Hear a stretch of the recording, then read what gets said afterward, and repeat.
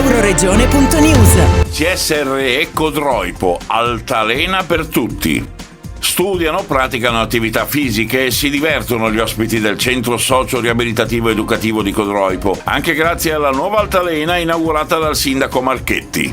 Oggi siamo qui per così inaugurare una bellissima altalena che è stata una richiesta di queste ragazze e di questi ragazzi che hanno fatto l'amministrazione comunale e che noi siamo ben lieti di aver donato a questo bellissimo centro e a questa bellissima realtà che viene ospitata a Codroipo ormai da moltissimi anni e fa parte integrante della nostra comunità.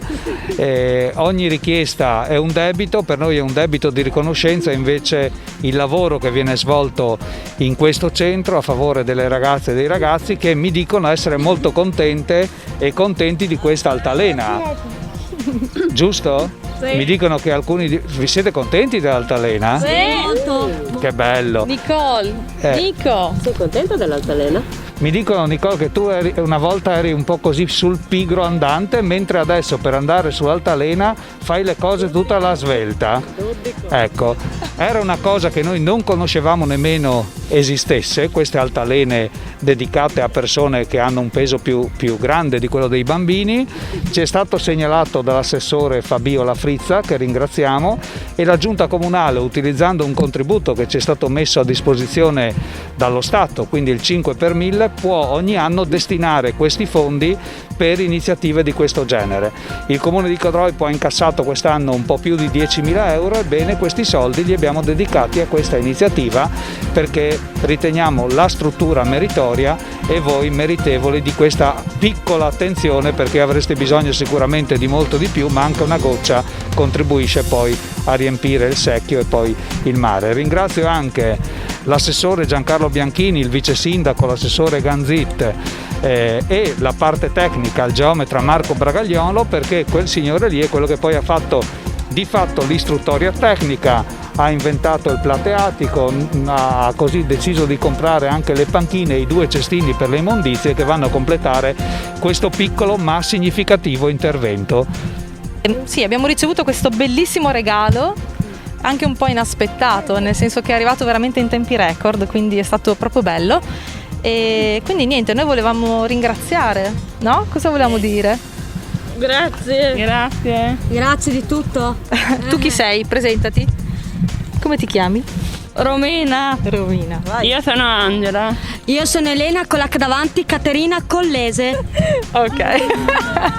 Tu chi sei? Tu chi sei?